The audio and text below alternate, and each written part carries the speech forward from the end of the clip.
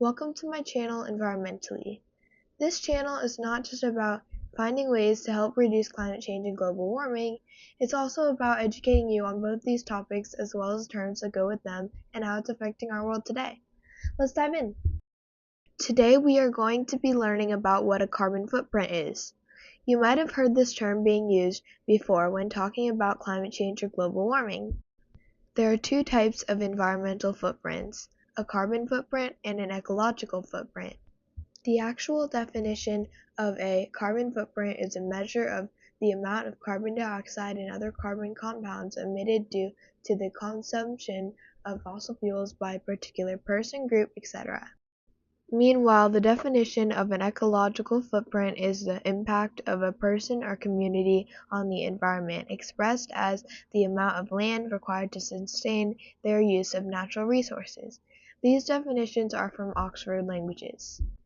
In simpler terms, a carbon footprint is how much carbon emissions a person or even a group emitted into the atmosphere.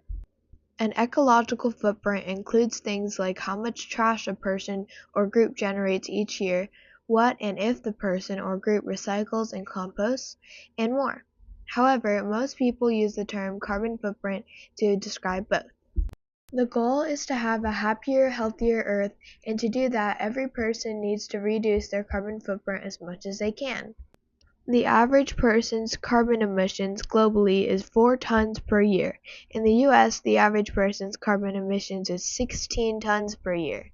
One of the things that can make your carbon footprint less impactful is having an electric-powered car as long as it comes from eco-friendly sources, having a gas-powered car that you found a solution for to have less of a negative impact on the environment, or of course you can take public transportation, ride bikes, or walk when you can.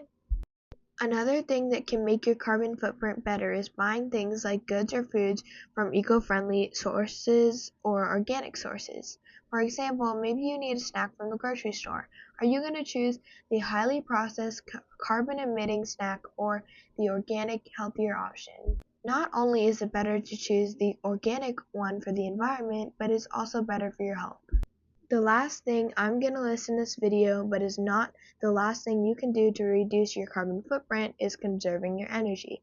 This means turning off lights when you're not using it, keeping your fridge shut when you don't need anything, and turning off the TV when you're not watching it.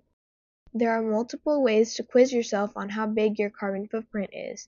I like to use a website that shows you how many Earths you would need to survive if everyone lived like you, and other numerical data. I will list it below in the description. For now, hit that subscribe button and don't forget to leave a like. I hope you enjoyed this video and I hope to see you in the next one. Thank you for watching.